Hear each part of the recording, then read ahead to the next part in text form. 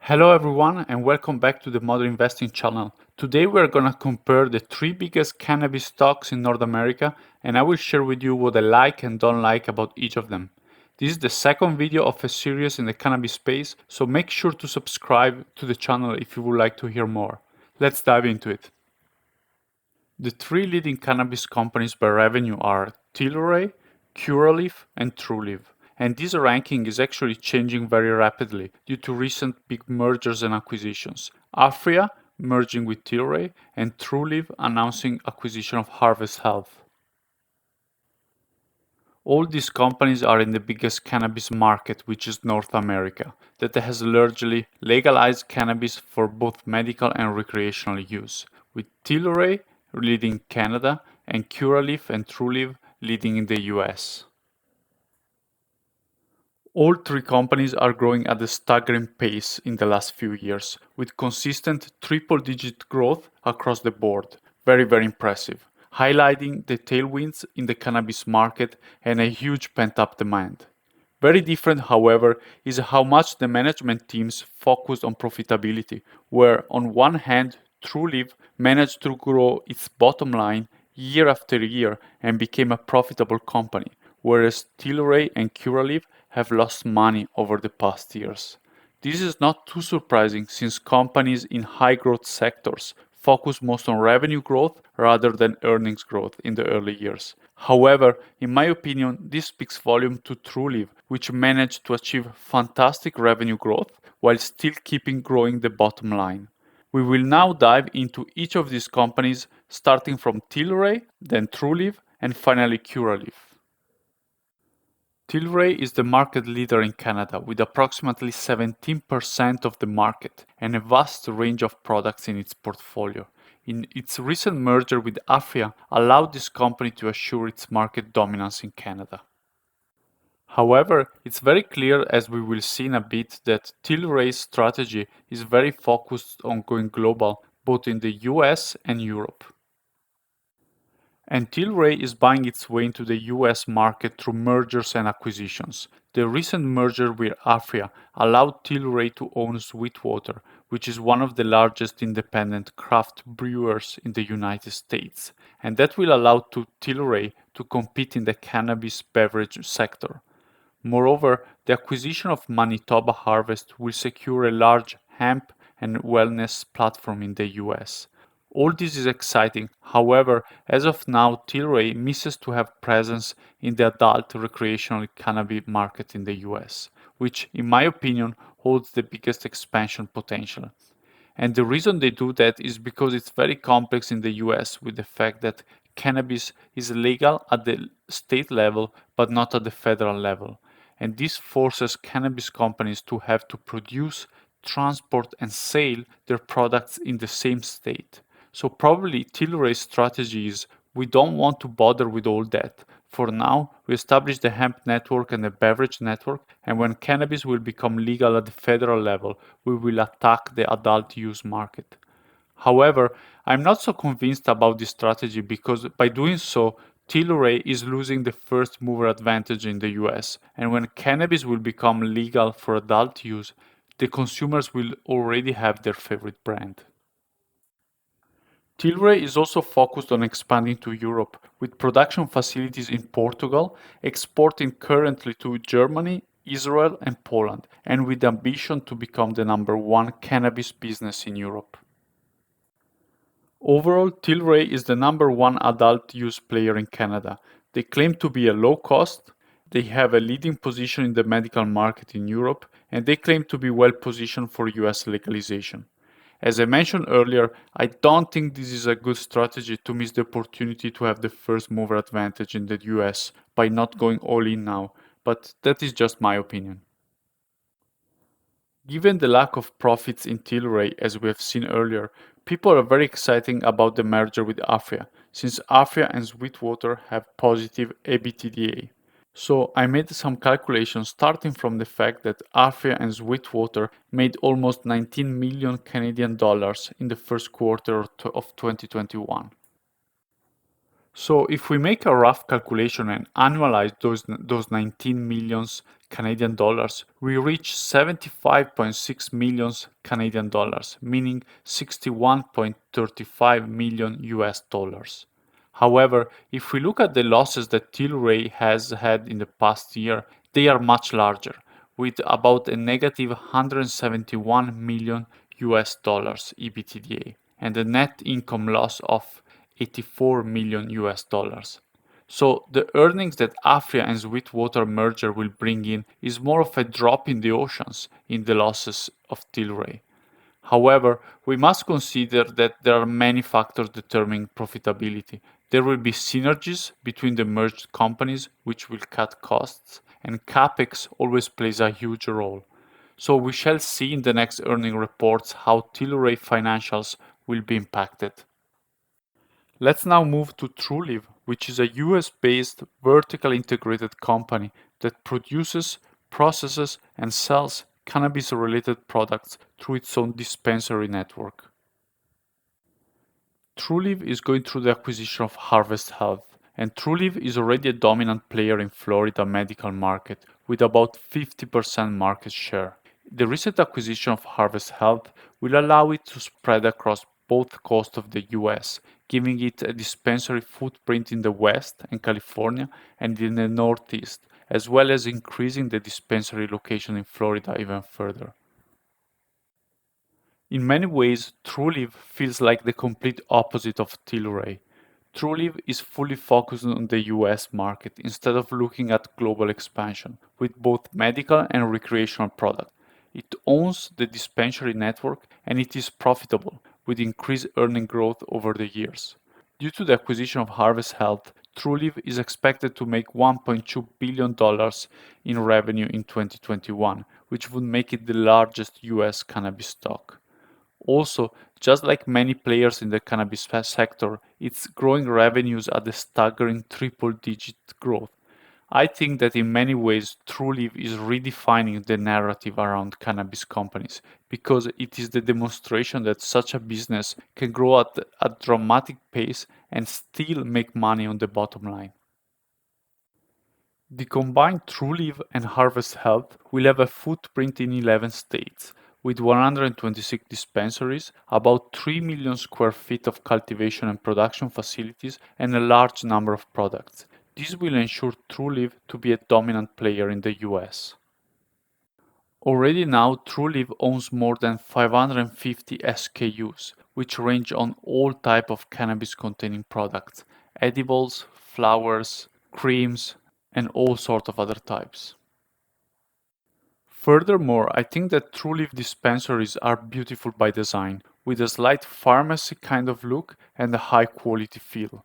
I value the fact that these cannabis companies can have a nice shop experience and a widely distributed dispensary networks like Trulieve has. And now another big US cannabis company, which is Curaleaf. Talking about dispensaries, how beautiful Curaleaf dispensaries are. Neat, with a pharmacy feel similar to Trulieve's, very nice design, and I also love the grass theme.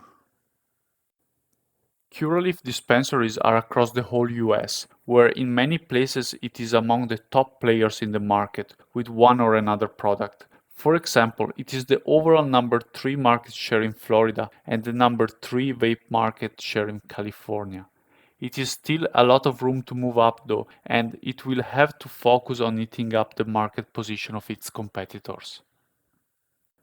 Because of their size and US focus, it is very much a battle between Curaleaf and Trulieve. Curaleaf is present in more states, 23 against the 11 of Trulieve, but it owns fewer dispensaries, 102 against 126. It has comparable cultivation facilities and, like Trulieve, it is growing at an extremely fast pace. A big difference between Curaleaf and Trulieve is that Curaleaf is indeed interested in expanding to Europe, where it established Curaleaf International. So I would say that this is not an aggressively international expansion like Tilray, but they do still want to have a first mover advantage in Europe. So I consider their international expansion politics to be somewhere between Tilray and Trulieve. What I find hilarious is that they brag about their R&D commitments, where they show off saying that they have 15 scientists. 15 scientists really? A company that makes more than $500 million in revenue better have 150 scientists, not 15, if it had any R&D ambitions whatsoever. Also, they brag about their collaboration with various universities, which means absolutely nothing. However, I don't know if this is more tragic for Curaleaf or its competitors, because if feels confident bragging about its 15 scientists, it could mean that its competitors like Trulieve and Tilray are in even more pitiful positions with regard to R&D. Curaleaf is also diversified in terms of products, with Curaleaf products for wellness and Select for adult use. Curaleaf is an unprofitable company. However, it's on its path of profitability. It had a positive EBITDA of $204 million and a negative 64 million net income. As we can see here in this graph, however, what they call adjusted EBITDA is growing steadily, so it might soon fill the gap and start earning some money on the bottom line. So let's now start comparing these three companies and look at what is the best investment. They are all fairly similar in size when it comes to market cap, with Trulieve being the smallest company, but it will catch up the other two thanks to the acquisition of Harvest Health.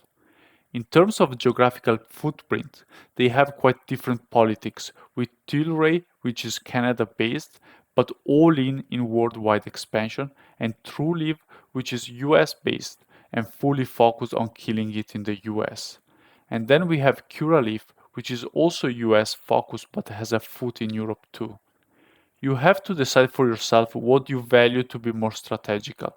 But in my opinion, the US is still such an unexploited market that I follow the narrative of Trulieve in killing it first there and focus 100% the management mental energy in succeeding in the US.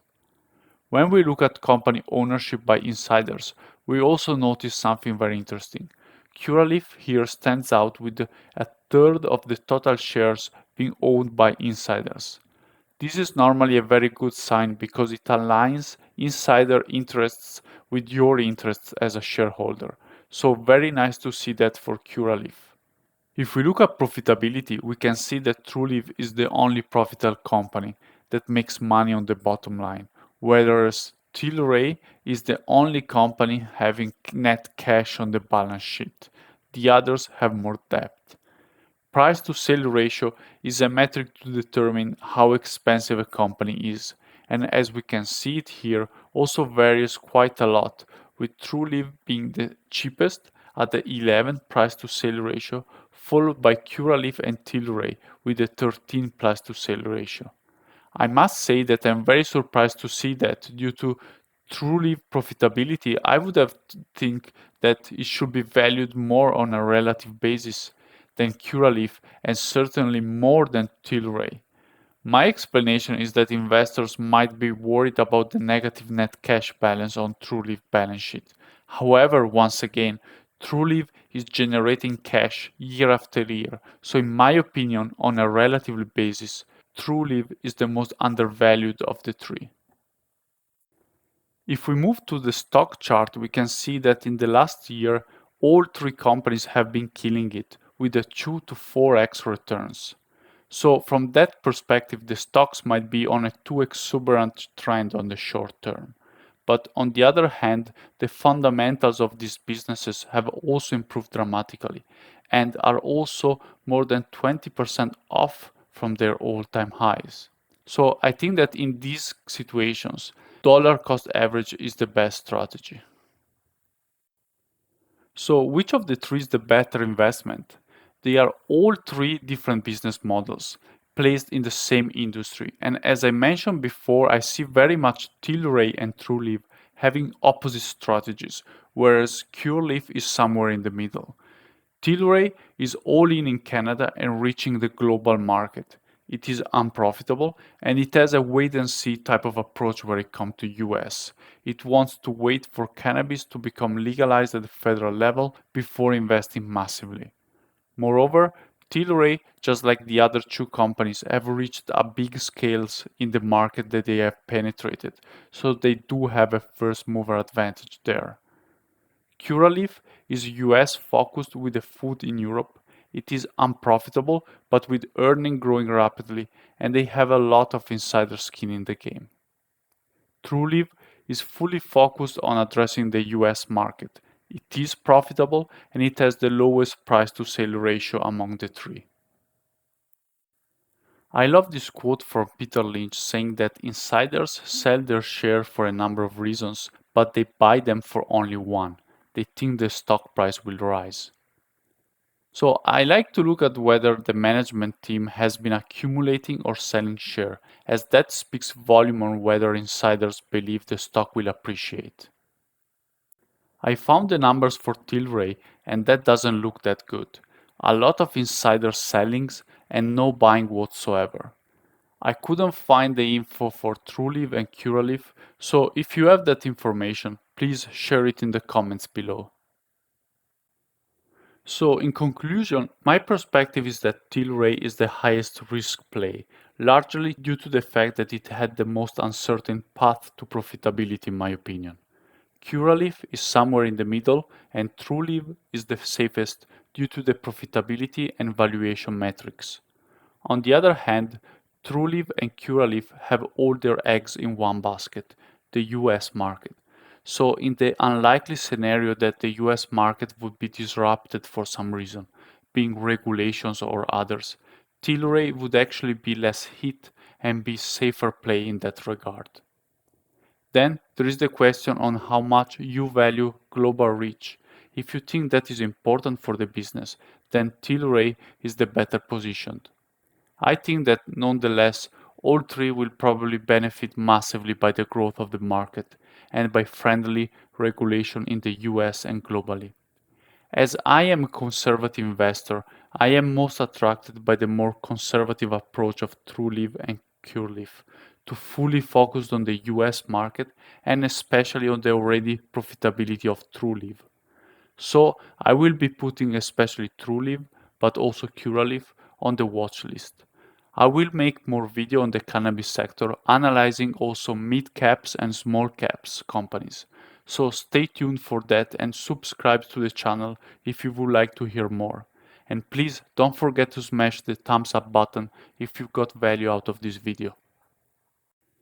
Before we go, I must remind you that I'm not a financial advisor and this content is not financial advice. It's just my view and is meant for entertainment only. Please do your own due diligence before investing in any instrument. Have a great day.